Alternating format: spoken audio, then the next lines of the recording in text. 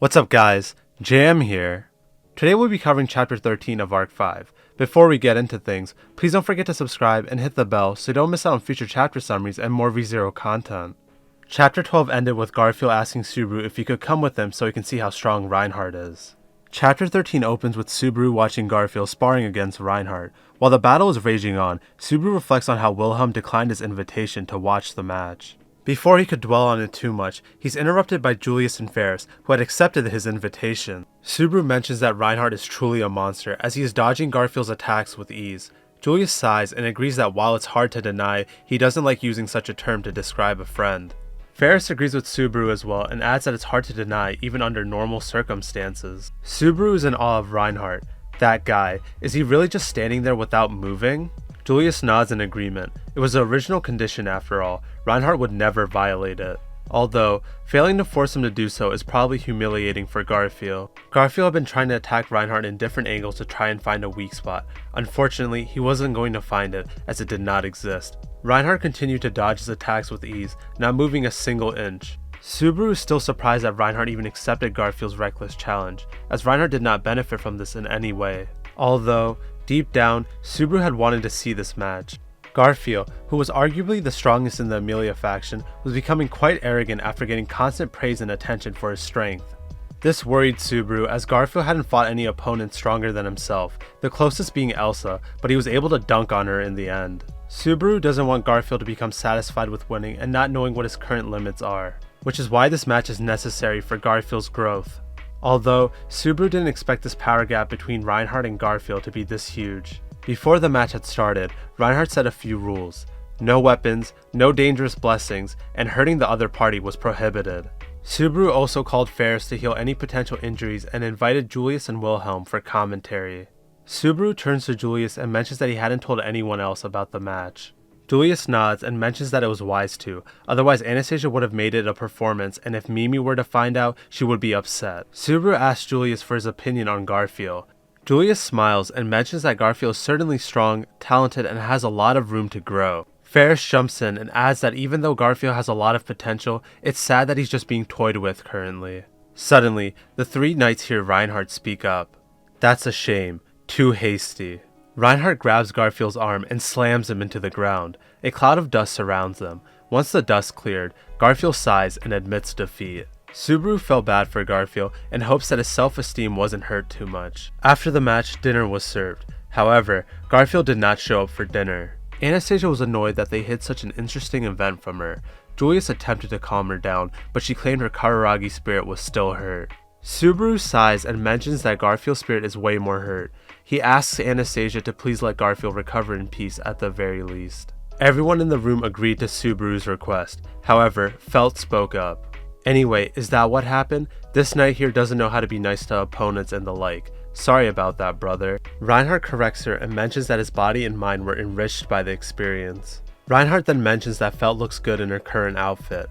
Felt wasn't too pleased by his comment and they begin bantering with one another. It's worth mentioning that all the women were in yukatas, aka bathrobes, for dinner.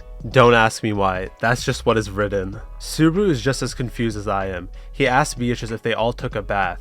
Beatrice attempts to defend herself. After Subaru left Betty alone in the hotel, I was captured by Amelia. In fact, she forced Betty to go, I suppose. Subaru looks to Amelia and asks for the truth. Beatrice looked so lonely when she told me that Subaru left her, and since I had been invited to go bathing, I took her with me. I thought she looked happy about it though. Beatrice, caught in a lie, begins stuttering. That's a lie, in fact. Don't fabricate the truth, I suppose. Betty or Amelia, who does Subaru believe more, I suppose?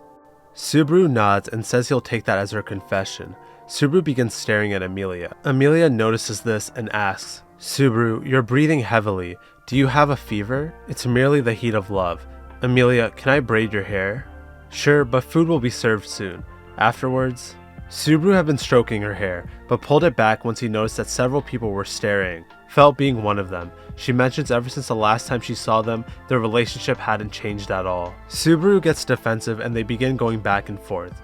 It was true. Subaru and Amelia's romantic relationship had not made any advances since Subaru kissed her back at the sanctuary. The main reason being Amelia's mental age.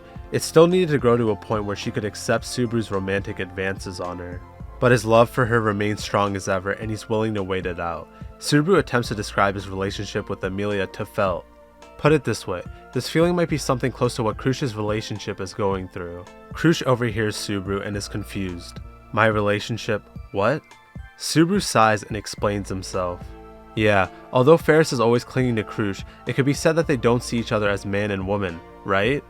And the starting point between you two is only a little bit before us, so maybe we go about treating the people we like the same way. Krush, thinking Subaru is joking, laughs and looks at Ferris. Well, it's a bit embarrassing when you say it like that, right, Ferris? Ferris, who was also in a bathrobe for some reason, smiles. Ferris is devoted, even if you reject my heart. Everyone in the room goes quiet, not sure what to say. Subaru attempts to break the silence he indirectly created.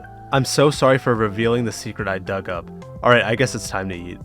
Don't run away after digging up a bomb like that. Krush wasn't going to let Subaru get away that easily. Thankfully, Wilhelm came in to save the day and scolds Ferris for scaring everyone. Ferris laughs it off and admits it was a joke. Krush is relieved and everyone gets back to what they were doing. Until our gourmet tier 3 simp Joshua announces to everyone that dinner is now ready and will be served. Everyone begins digging in. Subaru and Amelia mention the food is delicious. On this night, with its bright moon, the compassionate and forgiving world allowed for this peace. And that sums up chapter 13 of Arc 5. This was a pretty short chapter, but it was fun to read. I think I speak for everyone that we aren't surprised that Reinhard dunked on Garfiel. Although, it's interesting to note that Julia said that Garfiel has plenty of room to grow. I don't think Garfiel will be able to become stronger than Reinhard, but I look forward to seeing him reach his potential. We're also getting teased about the strain on Reinhard and Wilhelm's relationship. It's very odd that Wilhelm is avoiding Reinhard like the plague. We might find out the reason why soon, hopefully. Back to lighthearted things, the interactions with all of the characters in the dining room was fun to read about as well. Knowing ReZero, these happy times will come to an end soon.